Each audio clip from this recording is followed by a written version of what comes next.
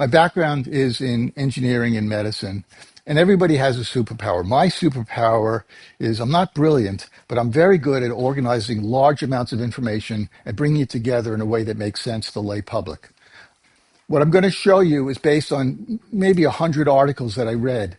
And I started out with the premise that what do I need to do to have a happy, healthy, and fulfilling retirement? And I was looking for articles that would answer that question. So this is what we're going to do today. This is a grand overview.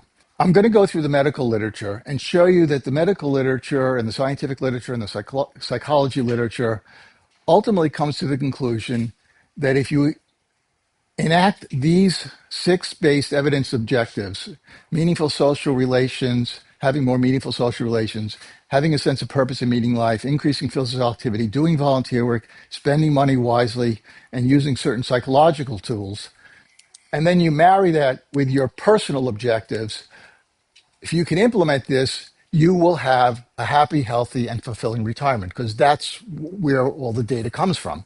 I'm not going to talk about finances. That's outside of my area of expertise.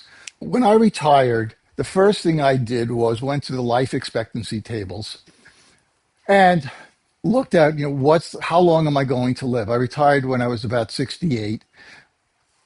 And I had decided, based on this data, that I have about two and a half decades. So I had 2.5 decades to go. The next thing I looked at was what's called a disability-free life expectancy. How long before I get my first major disability? And disability is defined here. Problems managing money, dressing, using a toilet, using a map, using a phone, making phone calls, what are generally referred to in the medical profession of activities of daily living. Assuming, based on the number of unhealthy risk factors, when I retired, I had about 1.5 or 2 decades before I was going to get my first major disability. So I decided, okay, I've got some time. I really need to figure out this retirement thing. So the first thing that comes across when you start researching retirement is the stages of retirement. This is not hard science. We're going to talk about hard science in a second, but this is sort of the overall scheme that everybody sort of agrees on. Stage 1 of retirement is the extended vacation. And most people, when they retire, think that this is going to be great. I am going to play golf 7 days a week for the rest of my life, and I'm going to be so happy and so good. Of course, everybody's handicap goes up as they get older, but they don't really acknowledge that until it becomes obvious. But what happens is, for many people, after 6 months or 2 years, they get bored with an extended vacation. A close friend of mine who now lives in Florida said, I can only play golf 3 days a week. I need to figure out something else to do. So when people start to get bored, they move into the second stage of retirement, variously referred to as disenchantment. And in the second stage of retirement, people start to grieve losses, the loss of friends. And we're going to talk about this, which is very problematic for men when they retire. The loss of identity or purpose. In people who are doing things in our society, we define our value based on what we do. When I retired, I thought long and hard about it because my identity was a physician and a software developer. And that's how I saw my worth in the world. And I thought long and hard before I gave up my medical license. So you go from an extended vacation, disenchantment, and then you start saying, what am I going to do? And you move into prototyping. There's a book called Retiring, Creating the Life That Works for You, which was written by a group of professors in the area talking about retirement. Their book is a good book in that it looks at retirement from a broad perspective, from before you retire through retirement. I'm going to talk about from retirement on.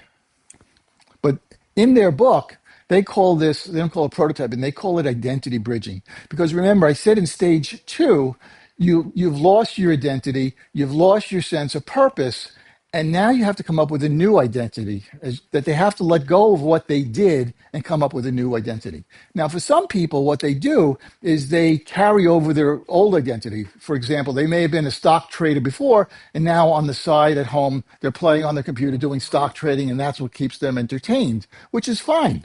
But for many people, that's not an option. So you start prototyping new activities. And then for people who find a new sense of purpose in life, they move into stage 4. And basically, they now have a reason to get out of bed every day. Whereas in this disenchantment phase, they're lying around the bed. What am I going to do today? In retiring, creating a life that works for you, they give you some things you can do to try to find a new purpose, a new identity. What is the most valuable way you spend your time? What activities do you do that you lose track of time? What is it that you've always wanted to do? What hobbies have you used in the past? We're going to go through this later, but the book goes into some of these things of how you find a new identity. And what I found is people who I've talked to over the years who haven't yet retired, it's this fear of what am I going to do in retirement? They understand they're not going to be able to play golf 7 days a week and they're going to get bored. So we're going to move now into some of the hard science. And the first study we're going to look at is one you probably all know of, the Harvard study of adult development. This, for those of you who don't know, the study began in 1939. A professor, Bach at Harvard, decided to study college freshmen, not really to answer the question, what makes people happy, but just as a longevity study. He recruited 268 white college students aged about 19 in the Harvard class of 39 through 1944. So this is a very elite group. At the same time, there was another study going on called the Glick study, which was run by two Harvard professors, a lawyer and his wife, who was a criminologist. And their study was meant to answer the question, why do some low-income teenage boys not get into legal trouble? And they recruited 456 low-income Caucasian teenagers between 11 and 16. These two cohorts got merged. So now you've got the elite group from the Harvard group, and you've got what's called the Boston cohort, which was a low-income group. And they basically interviewed these people and followed them every couple of years. And the study was very successful in terms of long-term follow-up. One of the questions they asked in the study was, what makes people happy? And as a total surprise to the entire academic, social science, medical world, the number one thing that popped up on the list is meaningful social relations. They also found meaningful social relations correlated with better health and increased longevity. They also found it correlated having a meaning and purpose in life, and physical activity correlated with happiness. We're going to look at both of those things later. In a TED talk that Dr. Wallinger gave, and he is the current director of the Harvard Study of Adult Development. This is on as a TED talk. It's available. I think it's the most viewed TED talk with like 50 million views. The people in our study who were the happiest in retirement were the people who had actively worked to replace workmates with new playmates. And we're going to come back to that.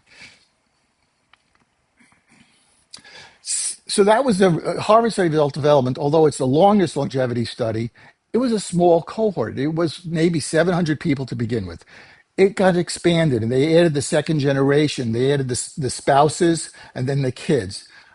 But there have been lots of other studies proving that having meaningful social relationship correlates with happiness. And this is a big study, comes out of the University of Chicago, 34-year study, 45,000 people at various times in the study. And what they found was happiness correlated with social activities, religious and community activities, and reading a newspaper, and was inversely correlated with watching television. And what they did in this study was they divided the group up into three groups: not happy, somewhat happy, and very happy.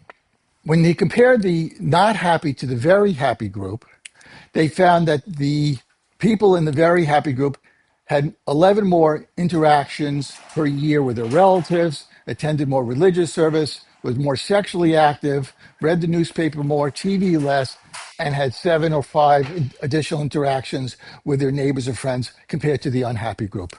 And all of these were statistically significant.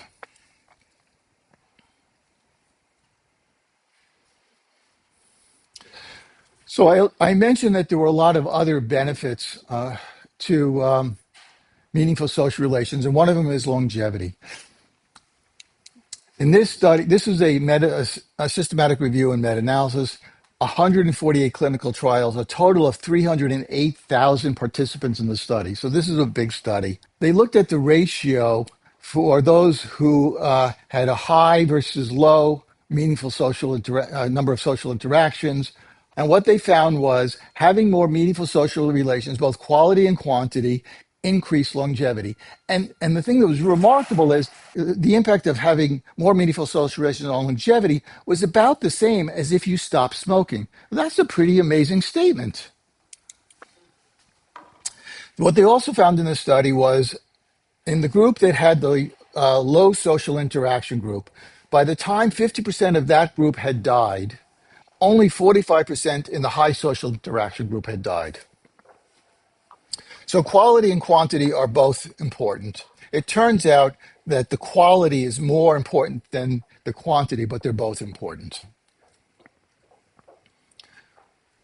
So there are lots of other benefits from meaningful social relations. Lower levels of depression, greater sense of purpose, higher levels of what are called favorable personality traits, more conscientiousness, extroversion, agreeableness, openness to experience, lower levels of neuroticism. They also found better memory, executive function, which is thinking, better language skills, less heart problems, and greater longevity, all correlated with meaningful social relations. And there are lots of studies that have reaffirmed what the Harvard study of adult development first came upon. The next question is, what is the state of affairs of friendships in America today? This is a study called The Value of Friendships as We Age. And what they found was 10% had no close friends, and this was a much bigger problem in men than women, and we'll talk about that in a second. About half had 1 to 3 close friends, 40% had at least 4 close friends. A quarter said they did not have enough close friends, whereas 75% said they had enough close friends, but they wanted more contact with them. And 75% were interested in just creating new acquaintanceships and friendships. There was a second study that looked at the number of close friends that you need. And this study looked at loneliness, anxiety, depression, and stress. And they basically correlated number of people in each in the group who had these as a function of friends. And what they found was as the number of friends increased, there was sort of a cutoff point. As you got more friends, the curve flattened out. So once you got up to 4 friends, having more didn't make you less lonely. Same for these other things. 3 friends reduces anxiety, 2 reduces stress and depression. You don't need a lot of friends. You benefit from having at least 2 to 4 close friends. The Harvard study of adult development found that about 20% of the people who retired ultimately went back to work. And when they asked the retirees why they went back to work, it was because I miss my friends at work. When men retire, their friends tend to come from work, whereas their friends tend to be outside of work. And we're talking about same gender friendships. The hypothesis that I see in the literature over and over again is men are taught to be independent, stoic, and not need anybody. And as a result, when they have other male friends, the interaction is a much more superficial interaction. It usually involves an activity, and it's focused on the activity that they're doing. Whereas when women have social interactions, they sit down and talk, and it's face to face, and they convey emotionally heavy content in the conversation. So it has a much more meaningful impact on the 2 women.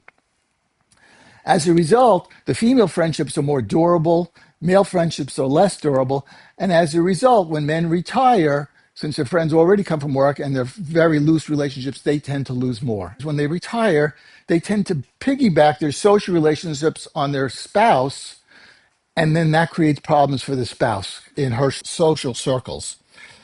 There are several studies that look at loneliness in men and women. There was a big study done by the National Academy of Science in 2020, and it said the levels of loneliness are similar for males and females across the lifespan. However, there are many other studies that indicate loneliness is more of a problem in men than women. Now, I want to distinguish loneliness from being alone, and this was mentioned specifically in the National Academy of Sciences. Just because you're alone doesn't mean you're lonely. Loneliness is a psychological state. Being alone is just a physical situation. Are you with somebody else? So, in the National Academy of Science, they found that there was a segment of people who were alone but weren't lonely. But most people, when they're alone a lot, get lonely. So, what is the state of loneliness in America? The left one is a time motion study. It showed basically hours per day as a function of age, whether you're alone and who you are with. Up until about the age of 40, the time alone is relatively constant, and then it increases. And then when we look at who you are with, once people retire, late 50s or 60s, the amount of time they spend with a partner goes up. Conversely, the amount of, for coworkers, the amount of time obviously goes down. The study on the right is a meta-analysis from 9 studies, including 20 countries, and it looked at loneliness as a function of age. And this purple line with the gray border is the average. And basically, people are more lonely when they're young, they're less lonely at middle age, and they get more lonely as they get older.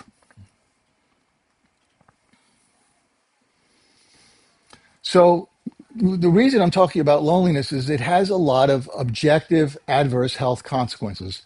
Great Britain, a couple of years ago, created a minister of loneliness because loneliness has real ramifications, premature death, heart disease, all these problems.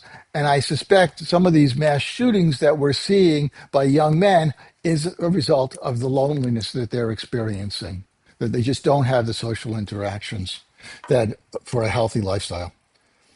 One of my heroes, authors growing up, was Kurt Vonnegut. He gave a commencement address at State University of New York in Fredonia in 1978. And although what he said, what was in the written speech wasn't what he said, but what he said was, and I'm going to paraphrase it, we were meant to live in extended lives. Do what you can to get yourself extended families, no matter how arbitrary they may be. They do not have to be high grade people either. They can be imbeciles. What matters is numbers. So I like the quote from Vonnegut, but I would remind you quality, the data is quality is more important with respect to happiness than quantity. There are ways you can assess your own number of meaningful social relations, and I would direct you to this book, The Good Life Lessons from the World's Largest Scientific Study of Happiness, again by Wallinger. He's the current head of the Harvard Study of Adult Development.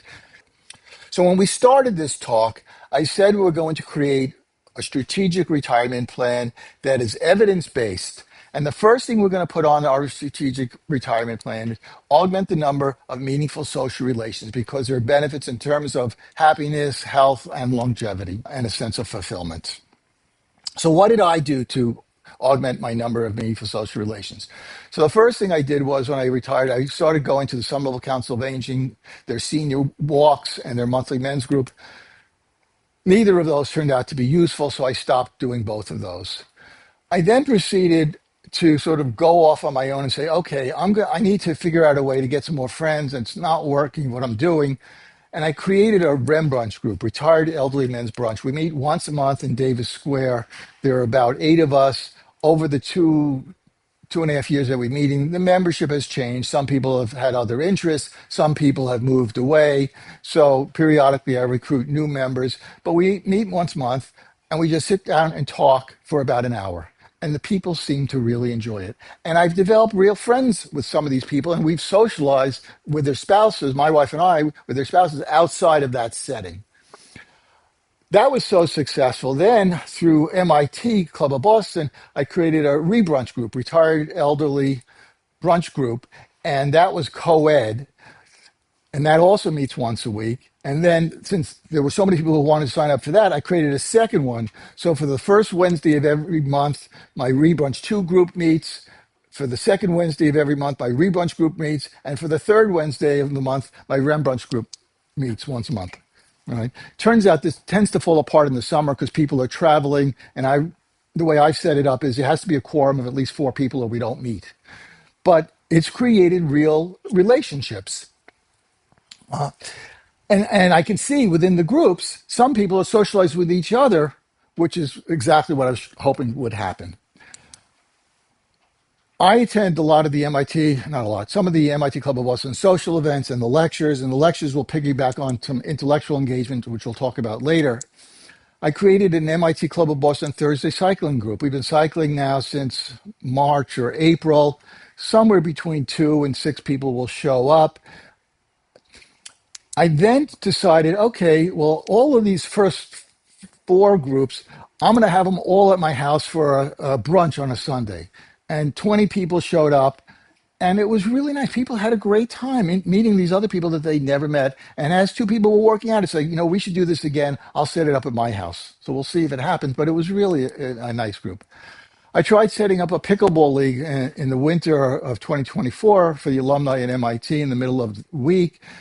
The pickleball league worked, but it didn't result in meaningful social relations. In my neighborhood, in the summer, periodically on Fridays, my wife and I run what I call the Shoot the Shit Salon. And in the Shoot Salon on Wednesday, I send an email out to our neighbors saying we're going to have this 5:30 to 7 in our backyard. We'll provide some snacks. If you want to bring alcohol or other indulgences, feel free to do it. And people look forward to it. And again, we would have 2 to 6 people. Sometimes the conversation was boring. Sometimes it was really fascinating. And sometimes it was just about, what are your kids doing and so forth.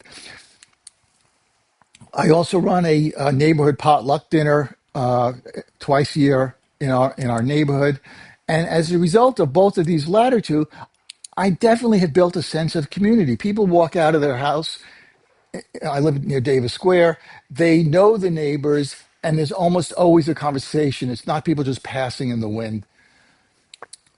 There's a great social science experiment entitled Mistakenly Seeking Solitude. The basis of this experiment was humans tend to avoid interacting with strangers. Maybe we do that because we're afraid of strangers. But in this experiment, what they did was on a train and a bus ride, they interviewed the people before they got on the train or the bus, and they divided them into 3 groups. One group was told, we want you to engage in a conversation with the person you're sitting next to, even though you don't know them. The other group was told to do nothing, and the third group was told not to engage in conversation with anybody, and the third group was told just do your normal self. At the end of the train ride or the bus ride, when they interviewed them a second time, everybody who talked to the stranger talked about how it was such a better experience, and that was going to be their default going forward. And I've adopted that. And there are times where I'll start talking to a stranger. The stranger doesn't want to talk to me, but there are other times I have an enjoyable conversation. It hasn't changed my life, but it's just made a moment that would have been passed completely unnoticed in a way that left an impact. David Brooks has a great book, How to Know a Person. If you want to know how to engage in meaningful conversations, I highly recommend the book, with the caveat that I read the book. Actually, I listened to it as an audiobook, and it was so dense with information. I decided I then needed to read the real book and outline it, which I did. And the outline was too long, so I shortened it. And then I kept trying to do it, and I just couldn't get myself to do what he said. It just wasn't intuitive in how I live my life. That's my failing, not his, but the information is in the book on how do you have meaningful conversations with the others. One of the things that's important as you age is interacting with people of younger generations. And there's some soft science saying it does have a meaningful impact, not a big impact, but a meaningful impact on the elderly. For anybody who is intrigued by these monthly groups that I made, on my blog, I have an essay, How to Create and Manage a Monthly Retirees Brunch. I showed you already that many of the things that I tried didn't work. Anybody who's done any sort of startup understands that most things you do are not going to work. I like Leonardo da Vinci's quote, and if the above effect is not obtained, waste no more time on it. So when I do something and it's clear to me that it's not having the intended goal of promoting meaningful social relations, I basically give up on it. I should mention, because I didn't make it clear, this is part of what's called my tactical plan. The increase in number of meaningful social relations is the strategic retirement plan, and this is part of the tactical plan, which had all these components.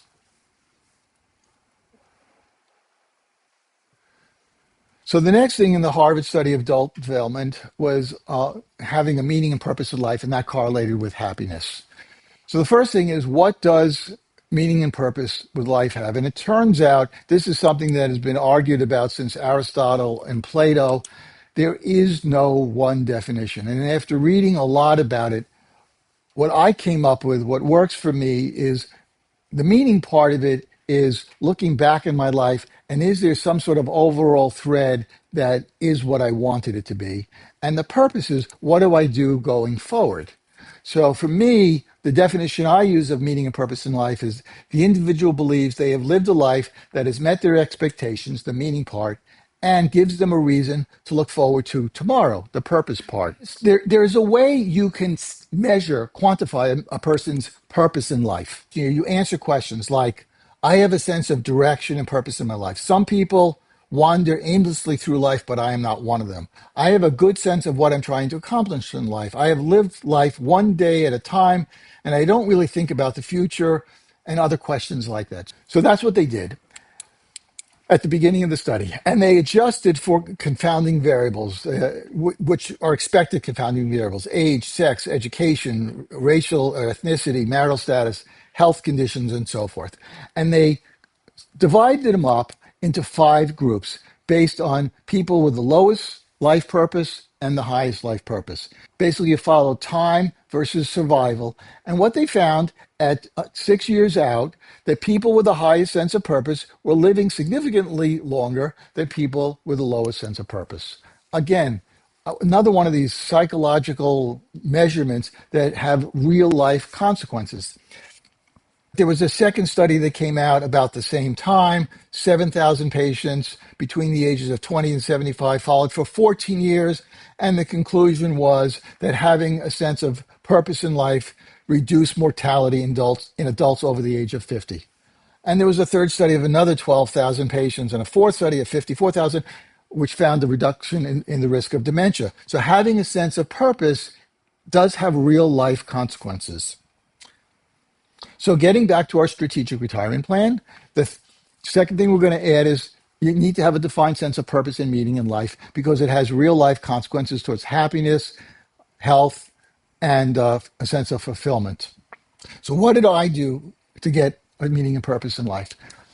When I retired, I started keeping an online diary. I didn't really know why I was doing it. I didn't have any purpose for it, but I thought it might be an interesting thing to do. And then about a year into it, when I wrote an essay, Retirement at 1 Year, I looked through it and highlighted things and looked for patterns. And ultimately, what I found was my purpose in life was to build community, defend democracy, and to create things that are aesthetically, emotionally, or intellectually resonant to somebody else. So in terms of building community, we now know why that's so important because it also goes back to meaningful social relations. The defend democracy is something that I've been writing about since 2016, but I've gotten a lot more serious about. How are you going to find your sense of purpose? I would say first, try joining a club or volunteering. If somebody says to you, just do something, I would say, just say yes. This should be your mantra in retirement because what this does is it creates experiences for you which will help you define your sense of purpose and meaning. For me, I found it very hard to just say yes. And there are a couple of situations where I know I should have said, yes, I'll do that, where I haven't because I felt it was too far outside of my comfort zone. But I think that's really important to try to do. You can keep a diary or gratitude journal. You can Google how to find a purpose in life. Prototyping activities outside your comfort zone, which gets back to just say yes. Exploring strengths, weaknesses. ChatGPT, you can ask it to how do I find a meaning and purpose in life. And there's a book called Designing Your Life, which is by 2 former mechanical engineer professors at Stanford. They run the class, or they used to, called Designing Your Life, which at the time was the most popular course at Stanford. This is sort of a step-by-step guide that requires you to do stuff. You have to write essays. It's not like you just read the book and it happens. And my wife used this when she retired and basically came up with a new part-time career. And by following this, she came up with something that was completely different. She was an MIT engineer, became project manager.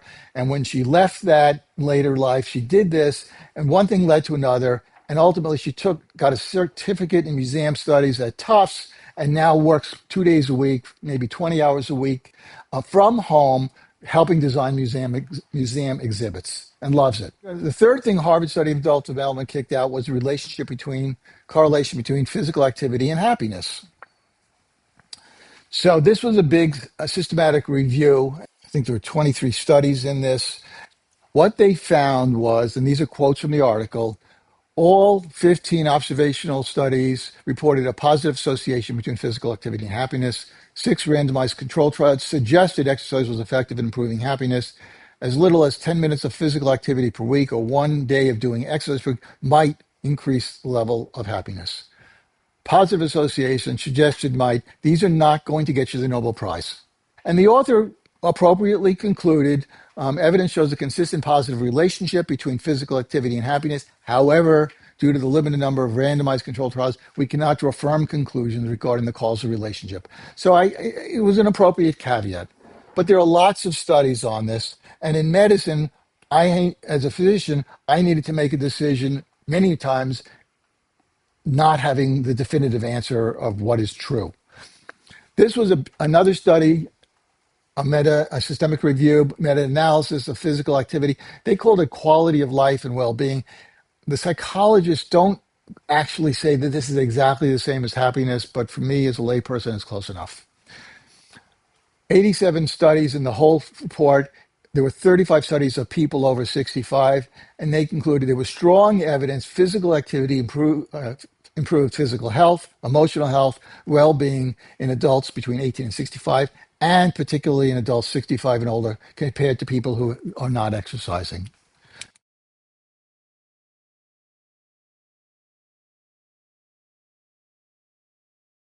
This was a very big study and an important study, 34 years study, 120,000 patients, and they defined what they call low risk lifestyle factors or healthy lifestyle factors. And the healthy lifestyle factors is you're exercising regularly, you never smoke, you're not overweight, you don't drink too much, and you'll have a high quality diet.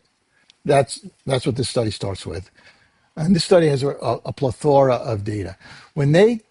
So in this study, they compared the people who were the healthiest, the people with 5 low risk factors, to the people who are unhealthiest. So we're comparing people who exercise, never smoke, are not overweight, don't drink too much, have a high quality diet, to people who don't exercise, who smoke, or overweight, who drink too much, and have a poor quality diet.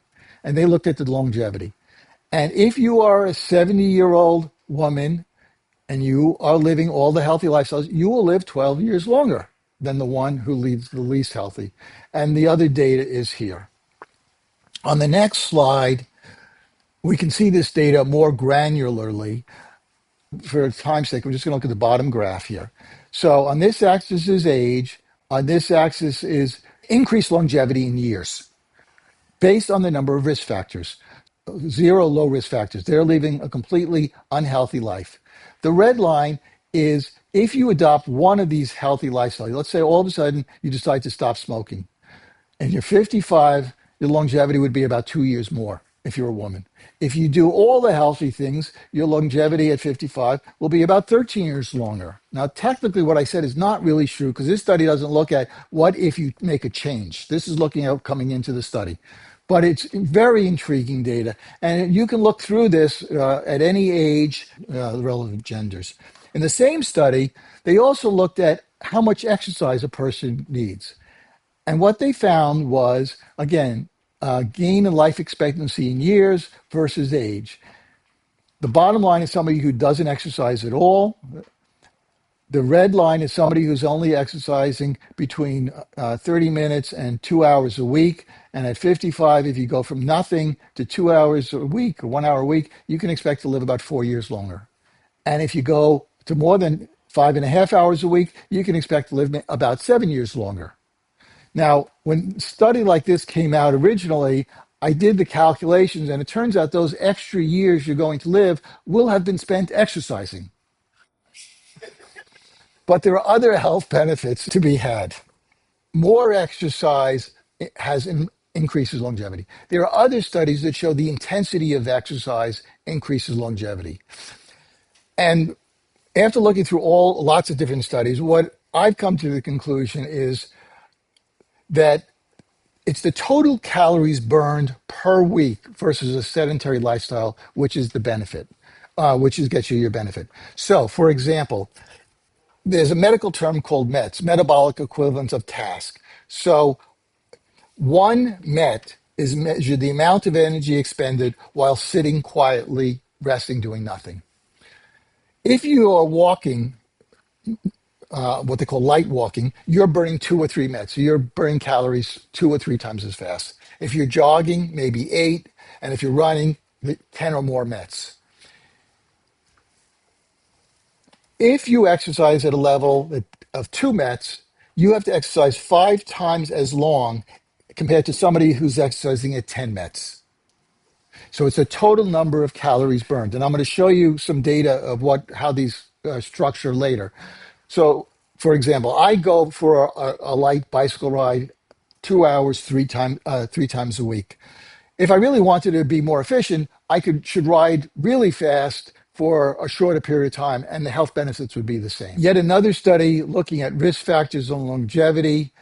Physical activity is in here, but basically this says what is the probability that a 70-year-old man is going to get to age 90 based on these risk factors. So if you're 70 years old and you don't have any bad habits, there's a 54% you're going to get to age 90.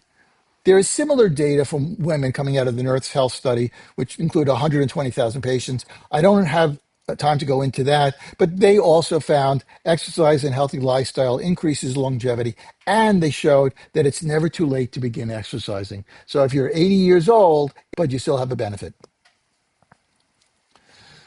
Physical activity and neuroplasticity. When I was a medical student, I was taught the brain, you're born with a certain number of brain cells, and as you get older, you'll lose brain cells, and that's just the way it is.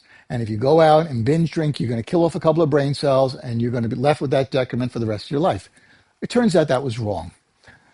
The brain remodels itself in response to exercise, learning, experience. And by remodels, I mean, it makes new nerve cells, it makes new synapses, connections, there's an improved blood supply, hormone levels change in the brain to promote all of these things. And when people do aerobic exercise, which was defined as some brisk walking, jogging, cycling, swimming laps, dancing, doing a row machine, there are health benefits, both psychological health benefits, decreased anxiety, depression, psychotic behavior in the elderly, decreased neurodegeneration, which is dementia, increased levels of confidence, emotional stability, and all these others. And from the chronic aerobic exercise, there are more neurons, neurotropic factors, which are hormones made by the brain to cause brain cells to connect and grow. There are lots of caveats about the neuroplasticity studies. The authors concluded there's robust literature showing chronic aerobic exercise is associated with potent structural and functional neuroplastic changes with improvement in cognitive function. However, a lot of these conclusions in that prior study were based on single session and relatively small studies. I've learned I never believe small studies unless they've been repeated multiple times. And I don't even believe large studies unless they're overwhelmingly large. There was a study that came out, I don't know, maybe 10 years ago, 2 studies. One was published in the US, one was published in Europe, both in leading journals. And one was the Lancet, maybe it was New England Journal or JAMA, on prostate cancer in men. And they were looking at whether screening is helpful. And one concluded it was, and one concluded it wasn't. 2 high-quality studies showing diametrically opposed recommendations. But that's an example of studies that you think should have shown the same thing, but they didn't. So from physical activity in neuroplasticity, now I'm going to talk about physical activity in Nature, and you'll see why in a second.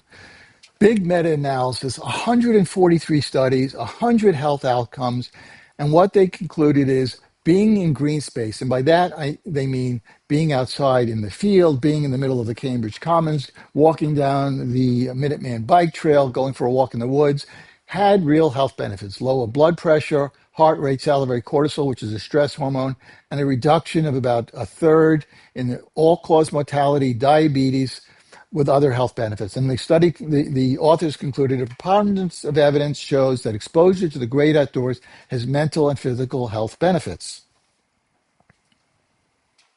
So the next question to ask is it better to exercise outdoors or indoors, or does it matter? The second study showed exercise outdoors amidst greenery versus outdoors in an urban setting clearly had mental health benefits. If you're going to exercise and your choices are to exercise in the middle of Harvard Square or the middle of Cambridge Commons, move your exercise session to the middle of Cambridge Common. The bottom line on physical activity: not exercising is bad.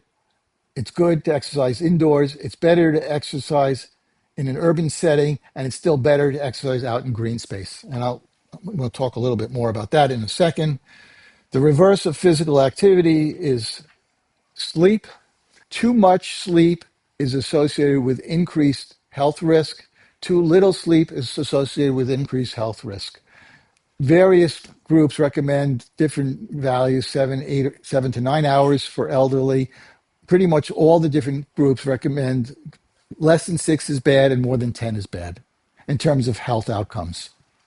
The second study was looking at quality of sleep, and what it showed was good quality sleep increases survival compared to poor quality sleep. Now, this study is a little bit problematic. It was done in Ecuador. It was done during COVID. So I don't know if what is relevant in the lifestyle in Ecuador is the same as in Boston. I don't know if COVID was important, but at least it's an intriguing thought to keep in mind. Good quality sleep matters. Somewhere between 7 and 9 hours a day.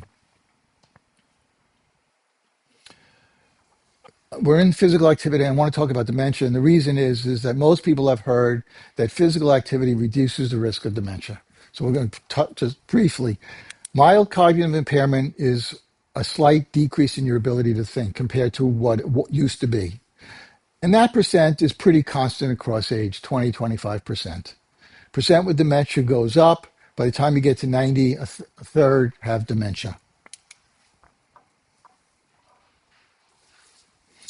While there are many studies which show exercise has some cognitive benefits, no study has proven exercise reduces the risk of dementia or slows the rate of progression of dementia. And that's really where we stand today. When I have people who have mild cognitive impairment, I will tell them they should go out and exercise. It has lots of other benefits. There are some studies, and I'll show you one that shows that maybe it's helpful, but we don't really know. Part of the reason we don't really know is these studies on dementia call it dementia.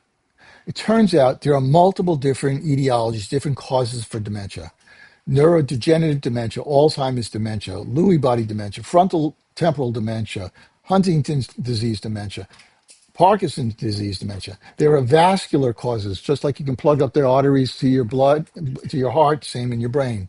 There are reversible causes of dementia: the pressure, normal pressure hydrocephalus, when the pressure in the cerebral spinal fluid of the brain goes up, vitamin deficiencies, alcohol, chronic trauma.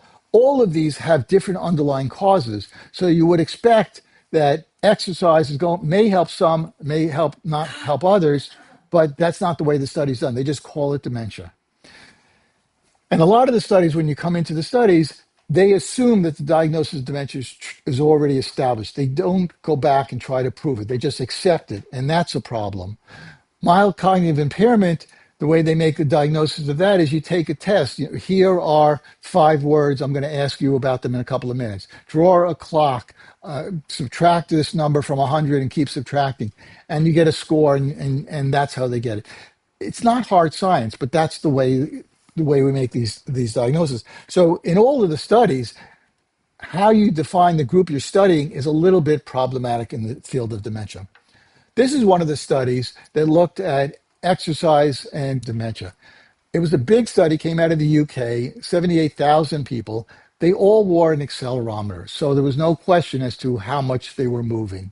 And what they looked at is the number of steps per day and the hazard ratio of getting dementia, coming up with a diagnosis. At the beginning of the study, nobody had dementia, and they arbitrarily defined 2,000 or maybe it was 2,500 steps a day as a hazard ratio of 1.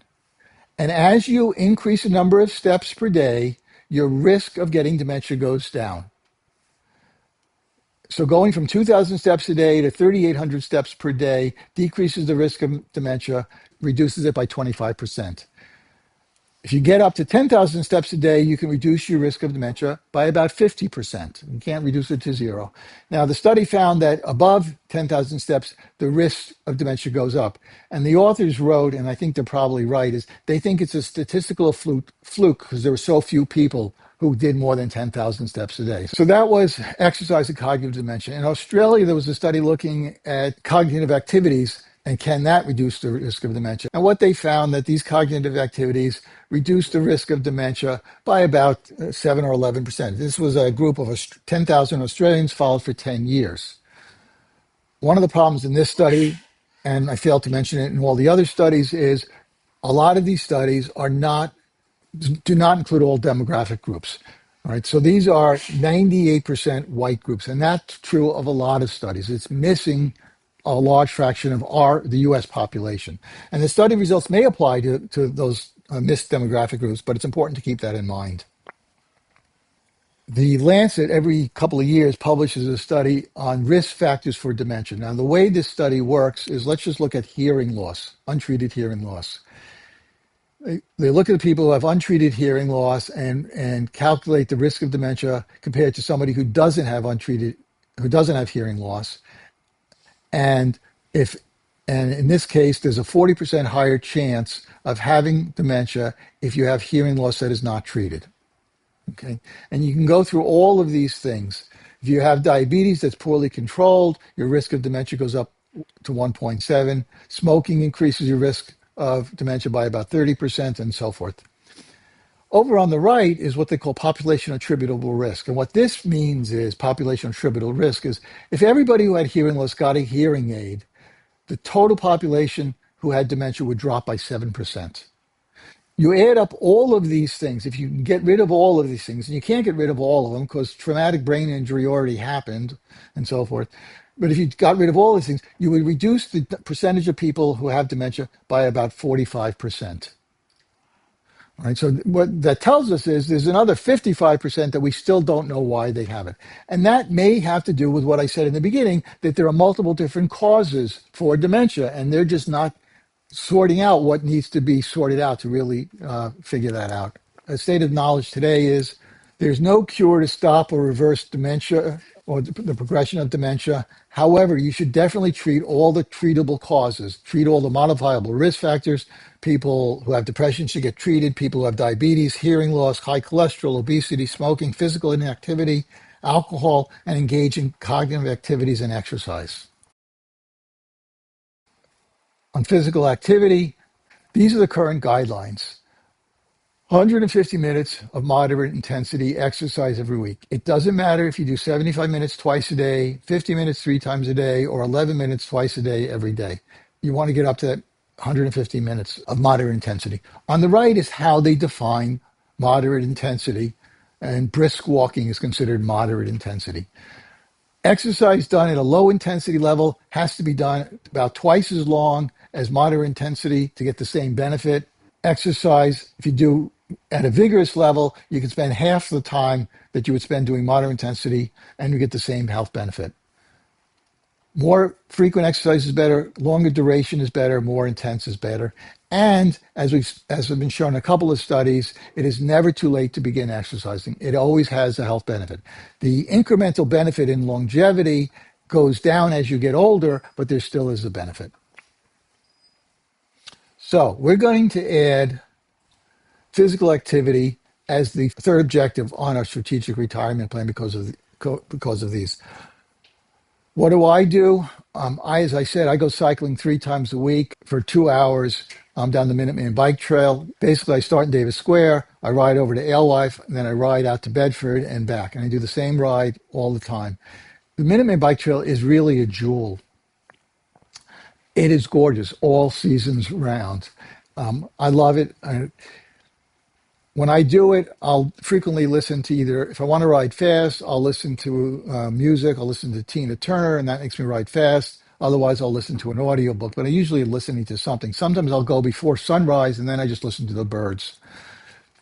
For those people who aren't sure about exercise, in my PDF, there's information and links, exercise for older people. There's an article in the Times of what you can do. These are the tactical plan I use to engage in physical activity, and I do it in nature. For me, besides the exercise, I come back with my mind cleared. And the next thing we're going to talk about is volunteering. And this was an eye opener to me. So this study included 28 trials focusing mostly on older adults.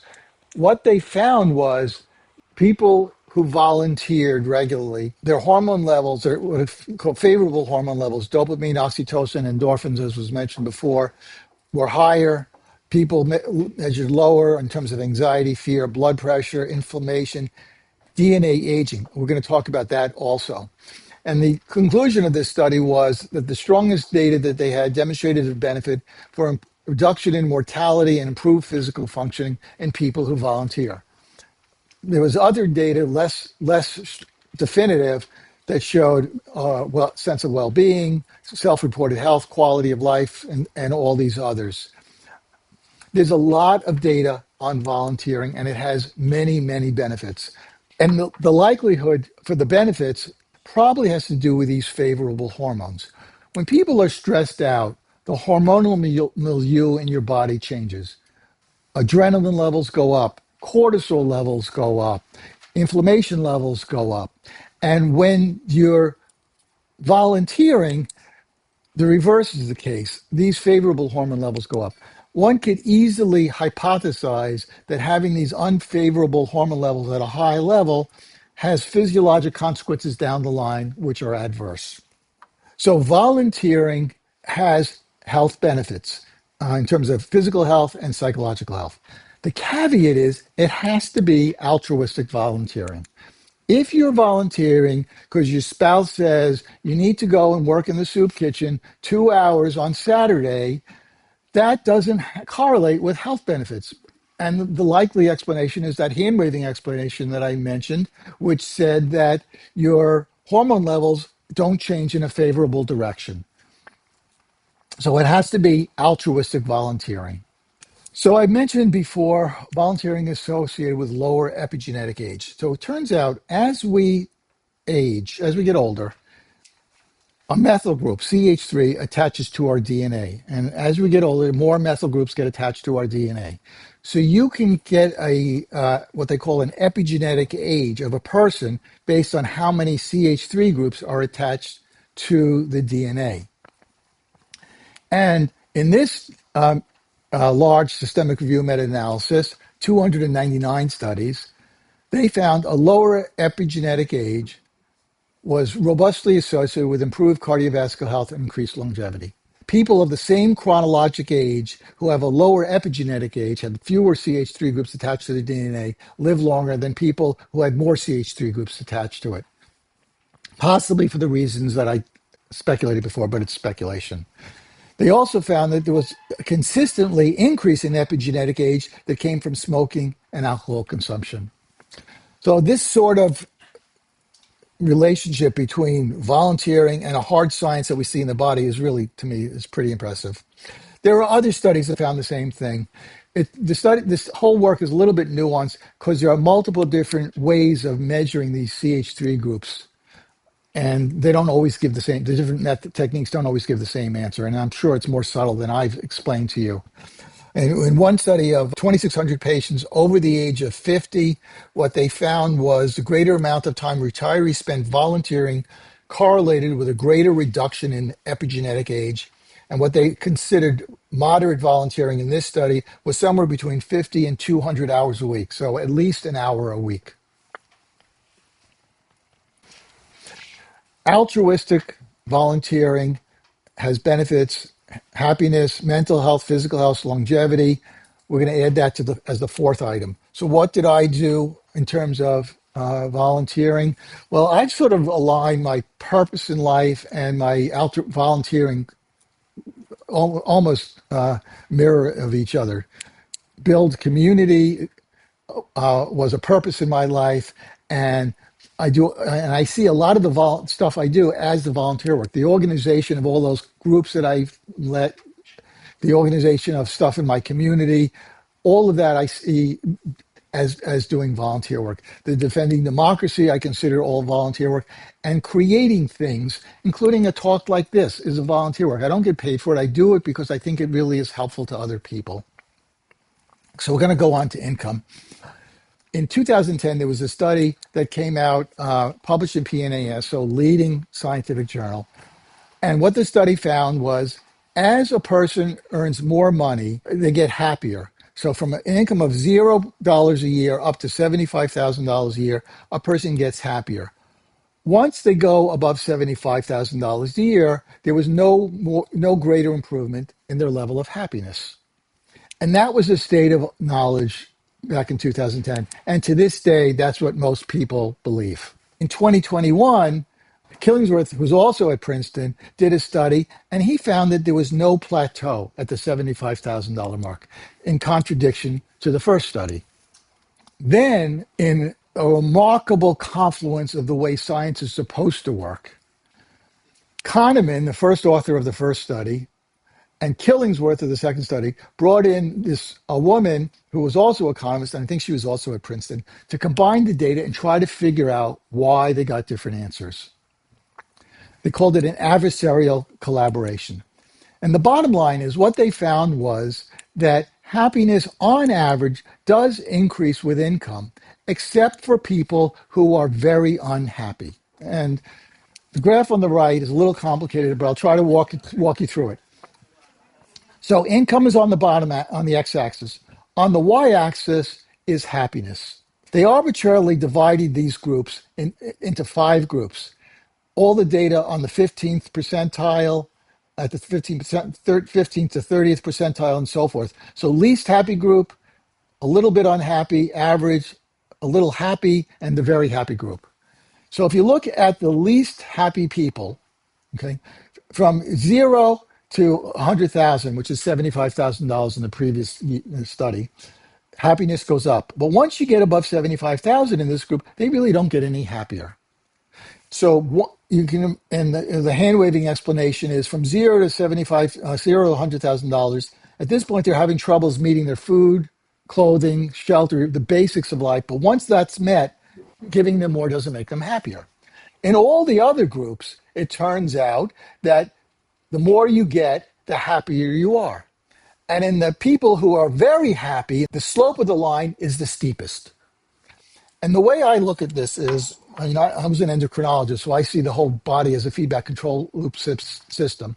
The way I see this is there's a section in the brain which controls our happiness. There's a signal that comes in, and then that section of the brain is like the gain. It turns it up or it turns it down. And then the signal comes out to our consciousness. And so that signal comes in, maybe it's exactly the same magnitude of all 3 of these groups, but the gain on one is high and the gain on the other is low. So one person can experience a lot of happiness from exactly the same stimulus, while somebody else may experience little incremental happiness from that same stimulus. So that's the hand waving explanation, that happiness correlate with income, except in this least happy group. I can tell you the social scientists are still saying money doesn't buy happiness, but this tells me otherwise. How do you spend your money to maximize your happiness? And there's lots of data on this as well. First thing is buy experiences, not objects. And by that, I mean, when you go out and buy a new cell phone and a new car, whatever your preference of acquiring stuff is, you buy that and you come home and say, oh, look, I got this wonderful car, jacket, cell phone, or whatever. But with time, that happiness wears off and it just becomes another object. It's called hedonic adaptation. With time, new objects bring us happiness, but because of hedonic adaptation, that incremental happiness fades. When you buy experiences, it turns out that the incremental happiness from experiences increases with time.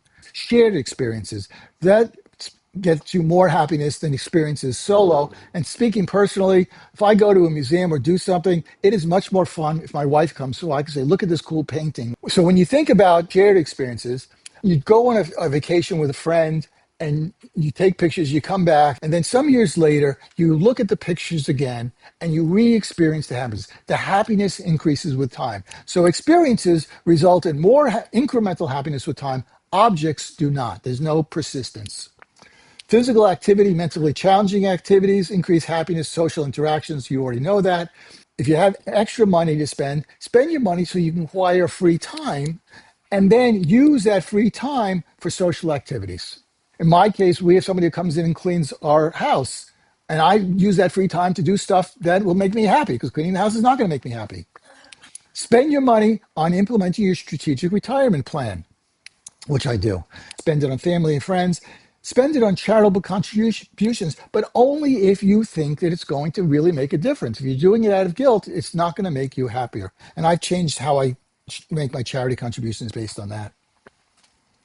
So the fifth thing, invest your money to enhance happiness. I think this is just a recitation of what I told you already. Self-perception of aging. This is a really cool study. What was known was that a person's experience in the world can leave lasting scars. If you grew up discriminated against, that will have lasting scars, and your brain will actually function differently in certain situations than if you didn't have those bad experiences. Becca Levy, who was at Yale, a psychologist at Yale, wanted to know if a person's self-perception of aging had a ramification in the longevity. And by self-perception of aging, the survey said, do you believe or not, things keep getting worse as you get older. I have as much pep as I did last year. As you get older, you are less useful. I am as happy now as I was when I was younger. As I get older, things get better, worse, the same, and so forth. So you can create a self-perception of aging score. And that's what they did. This was a controlled trial. And at the beginning of the study, and they divided it into two groups, those who have an above average self-perception of aging score and a below average self-perception of aging score. And then they just counted the number of people who were alive at each year. People live longer if you have a positive perception of aging at the beginning of the study, as much as 23 years earlier. By the time 50% of the people who had the low self-perception of aging died, which was 15 years, only 30% of the people with a above average self-perception of aging score died. And since then, there have been other studies that have come to the same conclusion. There was another study, which I'm not going to show you, published in 2021, included 21 studies. So it was a systematic review. And what it found that people with a positive self-perception of aging score had benefits including living longer, better mental health, better physical health, improved cognition, and a reduced risk of dementia. So I started this with saying we want to figure out how to have a happy, healthy, and fulfilling retirement. Turns out the social scientists have a definition of happiness. And happiness has three components: enjoyment, satisfaction, and meaning. And in the enjoyment, it's divided into pleasure, appreciation, and knowledge. Pleasure is sort of happiness in the moment. If you like skiing down the slope of a mountain brings you pleasure. Appreciation and knowledge are more of a long-term form, and it requires some baseline knowledge. If you like classical music and you study classical music, going to a performance, you can reflect back on it and compare what you saw. If you go to a museum, I like physics, so going to lectures of physics for lay people, to me, adds to my knowledge. So that's a way of bringing more enjoyment. The reason I show this to you is that there are multiple ways you can increase your happiness. You can say, okay, I'm going to go skiing more. I'm going to go to the museums more. You can also increase your satisfaction component of happiness by changing what you have or what you want. Leonard Cohen was a famous songwriter. He gave up singer songwriting, he also wrote poetry, and decided he didn't want anything anymore, and he became a monk for a decade or so. So basically, by dropping what he wanted to zero, he gave away everything he owns and became a monk. His satisfaction went up and he got happier. I was a physician in private practice, and then I became an employed physician for the last 3 years of my career, and I became miserable. I felt like the system made it impossible for me to take care of patients in a way that met my own professional standards, and as a result, I was depressed, I was anxious, I was emotionally labile. My wife kept telling me, you should quit your job, you should quit your job. And it's like, no, this is important work. I got to keep doing it. Anyway, I went on an REI trip to Alaska. I went off to a place called Wrangell St. Elias National Park. It's in the middle of nowhere. It's huge. It's 6 times the size of Yellowstone. There are no roads. There are no trails. Plane comes in, drops you off, and they promise to come back and pick you up at a predetermined date and time and location. I hike up to a top of a mountain ridge and I turn around and look down the valley. There's this glacial river that we just hiked up, sort of encased in greenery and wildflowers. It was beautiful. You've got the mountain valley, granite, to snow-covered hillsides, and on top it's glaciers, and you can see for 50 miles there was a blue sky. It was gorgeous. I had what I call a moment of cognitive clarity. I turned around and looked and saw this magnificence, and something went off in my brain, and I turned to the person next to me and said, I'm going to quit my job. I got back to my one-man tent and dictated a letter to my hospital saying, I'm done. And so basically, I changed what I wanted. I'd always wanted to be a physician. I just changed it, and my satisfaction went up. So you can choose improve your happiness by doing these other things. The other part of happiness is half of it is from our genetics, and you can't really affect that. And that comes from twin studies. That's how they decided it was half. Circumstances. You may not be able to change your circumstances in all situations, but you can definitely change your habits. And there was an example in the literature of a guy in an office setting, and at 10 o'clock every day, he would go down and get a donut. And he wanted to lose weight, and he couldn't figure out why he kept doing that. Created a list of things. Why am I doing this? Well, I need the sugar fix.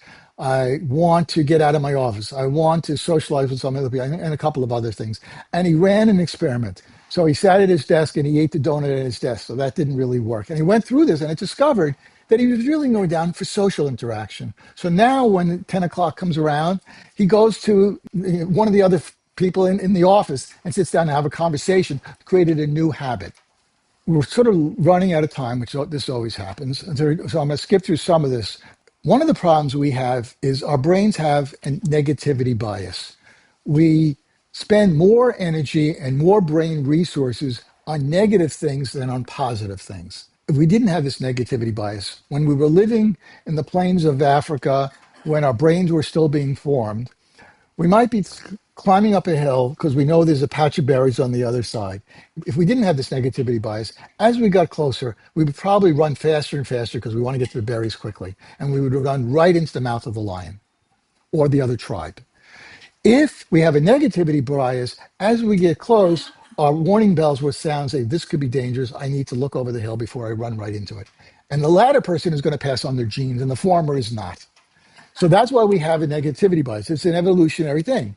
And to this day, that is now a problem for us because we don't live in constant fear of our lives. Brain stores our happiness and unhappiness in different areas of the brain, and one does not affect the other. So you can increase your happiness, you can decrease your unhappiness, but it doesn't affect the other. This is in distinction with love and fear, which are felt to be opposite emotions. And these are like a seesaw. If you get more love, the amount of fear in your brain goes down, and the reverse. Now, I had told you before, when we were talking about the different forms of happiness, there are two types of happiness. Hedonic happiness, which is skiing down a slope, and eudaimonic happiness, which is meaning and purpose. And an example of eudaimonic happiness would be preparing a Thanksgiving dinner for your family and then sharing the meal with them. Other characteristics of hedonic happiness, these people would say, I am a taker, I'm presently oriented, and I want to live a happy life. Whereas the eudaimonic happiness, people who score high in eudaimonic happiness feel like they're a giver, they are more past and future oriented, sort of looking at life as a whole, and they want a meaningful life. So turns out there's a group of genes, CTRA genes. These genes, when they're active, code for increased inflammation, decreased antibody synthesis. They tend to have adverse health consequences when this group of genes is more active. Now, everybody has, when they do testing, both hedonic happiness score and a eudaimonic happiness. But how much each person has is different. Some people will score very high on the hedonic happiness, and some people will score higher on the eudaimonic happiness.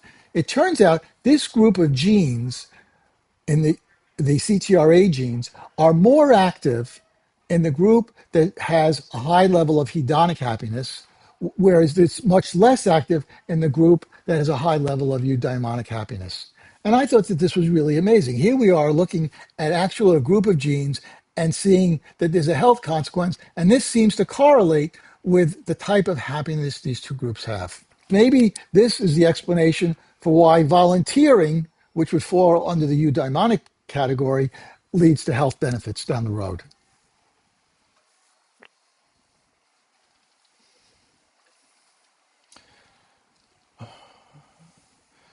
I do want to mention Martin Seligman. He was a professor at the University of Pennsylvania. He created the field of positive psychology. And by positive psychology, what he means is he's decided when he was president of the American Psychological Association that he was going to focus on getting people to study people who had no psychological pathology. Up until then, they were studying depression, anxiety, schizophrenia, all the other pathologies. And he said, look, there's something we can learn from the people who don't have these problems.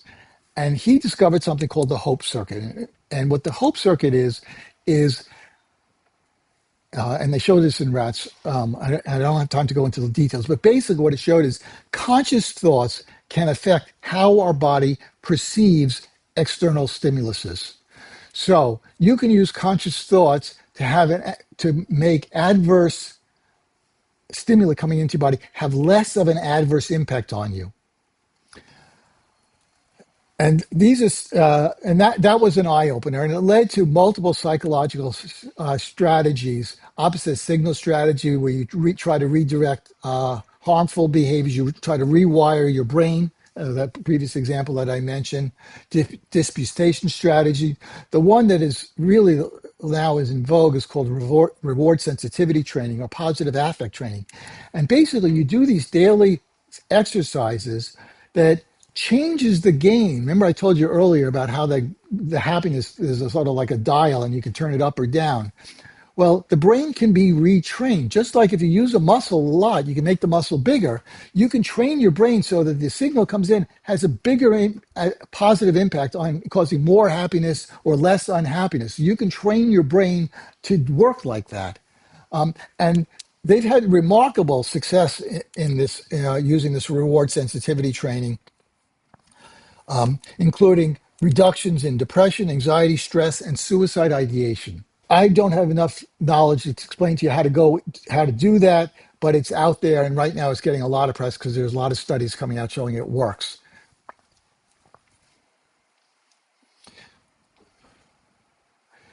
If we were to look at happiness over a lifetime, in the US, when you're 18, your happiness level is high, you get less happy, then you get more happy, less happy, and then more happy.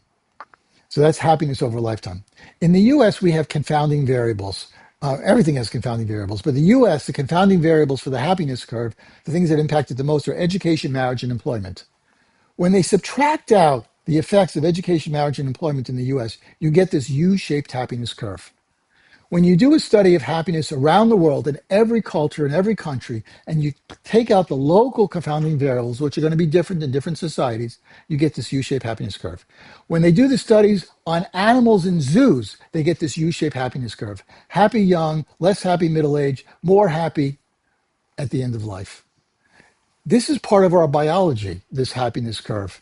And when I showed this to my son-in-law, he said, who's now probably around 32 or 34, he said, "Oh, okay, well, it will get better." The other side of this is there was a study that came out recently that looked at life satisfaction. This is not really happiness, but it seems like a good surrogate.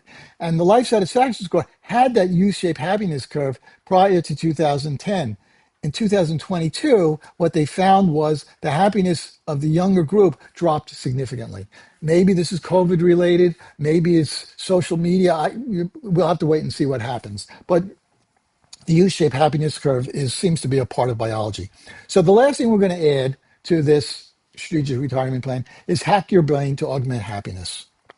So what do I do to hack my brain to augment happiness? I do stuff for the pleasure, which is my cycling, the appreciation of knowledge. I do that. I don't have a lot of stuff that I want anymore, so that seems to be pretty good. But these are things you can do. I do have a dog, and I look into my dog's eyes. I didn't mention you have a dog. Look into the dog's eyes. Your oxytocin level goes up. I should mention that all of these different strategies for hacking brain will not work on everybody. Biology is complicated. If you look at blood pressure medicines, we have 13 classes of medicine. In each one, there are multiple companies that make it in multiple doses. It is all trial and error. And some work on some people, some work on others. And this is going to be the same. Some of these will work on some people, some of them will work on others. And if one doesn't work, try another. And if you've got a real problem that's not getting better, then you need to seek professional help because they can really help you with this. I don't think I need to spend much time on the relationship between correlation and causality because you guys already know that correlation does improve causality. I want to emphasize some of the ethnic groups are underrepresented in these studies, and that is a shame. So we have our strategic retirement plan. Now, this is all evidence-based science. Now I'm going to throw on top of this my personal objectives. I keep an online diary, and as I mentioned earlier, I looked at my online diary after a year and found for me that a good day consists of meaningful social interactions, exercising, learning something in absence of stressful activities, creating, making, or repairing something, and a desire to experience the spiritual world. So those are my personal objectives. You will have different objectives, personal objectives. But what you want here is you don't want a to-do list like I want to visit Italy. What you want is broad policy. I want to experience cultures around the world. So we're looking for big ideas here. So the first thing that I'm going to add is engage in my personal objectives, engage in intellectual activities. And living in Boston, you got a ton of stuff to choose from. The MIT Club of Boston has lots of lectures. There are lifelong learning groups at Tufts, Harvard, Regis College, and others. Cambridge Center for Adult Ed is a gold mine. Grub Street, if you want to learn how to write, they will help teach you. Harvard Extension School. There's lots of stuff that's online for free. What do I do for my intellectual activities? I have a blog where I write about politics, healthcare, a little bit of creative writing, not much of that lately. I do audiobooks. And mostly audiobooks, and you can get pre-1924 are free, and there are lots of classics that are available for free with multiple authors. If you're not already experimenting with ChatGPT or any of the Claude or any of them, definitely start with that. For me, just creating this Designing Your Retirement was an intellectual activity, theater, and I have a political group that has not been very successful. But there's lots of stuff that I do to keep me engaged. Second thing on my personal was to avoid needlessly stressful activities. I will not have a conversation with somebody who wants to convince me the earth is flat. I will not have a conversation with somebody who tells me January 6th was just people having a nice, pleasant walk and these bad policemen shot them. I'm not going to waste my time on that anymore. It raises my level of stress. It doesn't accomplish anything productive. And every time I get sucked into it, it's like, why did I do that? I need to remind myself, as Leonardo said, if it doesn't have the effect you want, move on. Next thing is engage in creative activities. So what do I do for creative activities? Well, I do some writing on my blog. I do woodworking. I make stuff. And I do photography, which is mostly just for my own fun, which I throw up on my blog as well. But as I said earlier, creative activities that cause people to look at the world a little differently, or writings. So when I put stuff on my blog, sometimes I'll get emails from people saying, I agree or I disagree, or I really like this idea or I dislike this idea, or I don't know what you were talking about, but it's nice to have those interactions. When I make stuff, like, for example, this table, people look at that and say, well, is that going to balance? And that sort of thing is kind of neat. I made this elephant, and it was this is on the Somerville Community Path, and you lift up its trunk and its ears flap forward. Huge success. I never expected it to be as successful as it is. And there's a giraffe on the other side of the community path that I made that's two giraffes that are 20 feet tall. There's a wire that comes down. You pull the wire, the ears flip up. The little kids go and play on it as long as their parents will let them. I do need to mention overcoming inertia. Both my wife and I suspect this is a bigger problem than is commonly acknowledged, plan our day. Let's say she's planning to paint in her studio, and I'm planning to do a woodworking project in the basement or write something on my blog. We're sitting around having coffee, 8 o'clock, then it's 9 o'clock, then it's 10 o'clock, and we're just chatting, and we're both procrastinating. Overcoming inertia. And professionals, what they do, somebody like David Brooks, David Sedaris, and Lamont, they have a schedule. They go, they sit down at the desk, and they don't get up for whatever their schedule says they're supposed to do. The way my wife and I get around this inertia problem is we change our expectations. I will say, okay, enough of this. I'm going to go down and just clean up the basement. It'll be clean so I can do my woodworking tomorrow. She said, good idea. I'm just going to go I'm going to clean up my brushes, and I'll clean up the shop, and I'll be ready tomorrow. And inevitably what happens is after I do the first thing, I just fall into the activity that I was supposed to do. And she found the same thing. Not science, but that's what we do. I mentioned that I want to explore the secular spiritual world. I haven't really figured out how to do that. I tried meditation. There's a great lecture on Masterclass by John Kabat-Zinn. He is the person who brought secular meditation to the US. He had received his PhD in 71 from MIT in molecular biology. While he was at MIT, he attended a talk on meditation.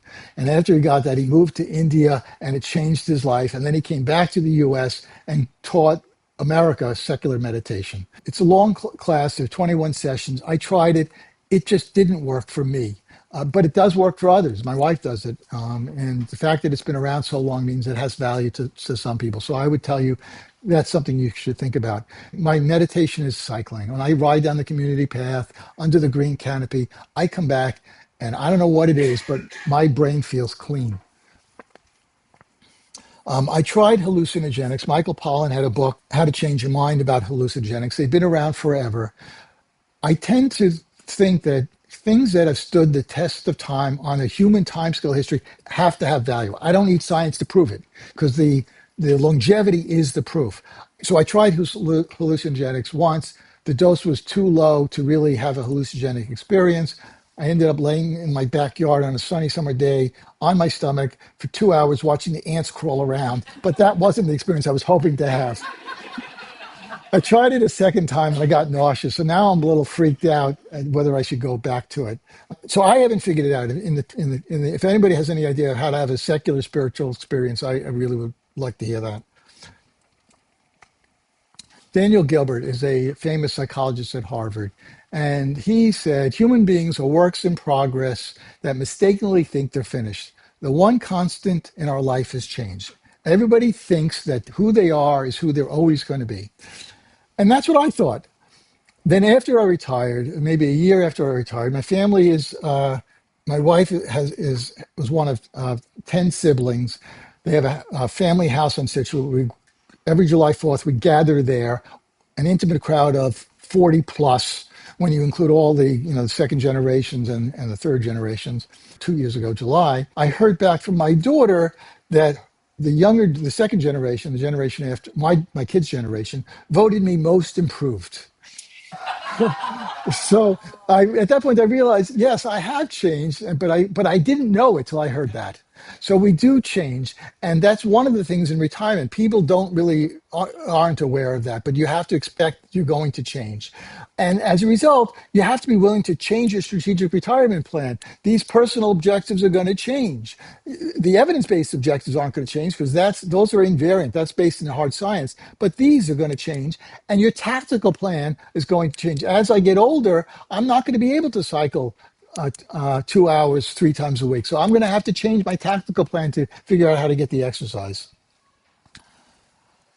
Last couple of slides, deliberative scheduling. Happiness requires a conscious focus on relationships and not leaving things to chance. You're not going to have more friends unless you work at it. Enough said. The other thing I would tell you is that you need to seriously figure out how you're going to structure your time. People come into retirement and they think that things are just going to happen. That's not the way it works. In retirement, you have to decide how are you going to figure out what you're going to do. So what I do is I have a calendar. I print it out once a week, put and leave it next to the coffee machine. When I come down in the morning, I get my cup of coffee, I pick up my calendar, I look at my emails and see, okay, what has come into my email that might be something that I want to do next week, a month from now, 2 months from now, what lecture might I want to attend, so forth. But I actively spend time adding to my calendar, so I always have things to do. And it's not, I'm not always adding things, but I'm looking. I mentioned briefly about habits. Jerome Groopman was a physician in the Harvard system, wrote a very nice article, How Do We Break Habits, from the New Yorker. And basically, he says you have to restructure your environment to create friction. So the old habit isn't easy to do. An example in my case was the calendar. Putting my paper calendar next to the coffee machine basically forced me to say, okay, now I've got to do something. I got to look at my email. I got to add to this calendar. If it wasn't there, I probably just would have had a cup of coffee, gone, sat outside, and drank it.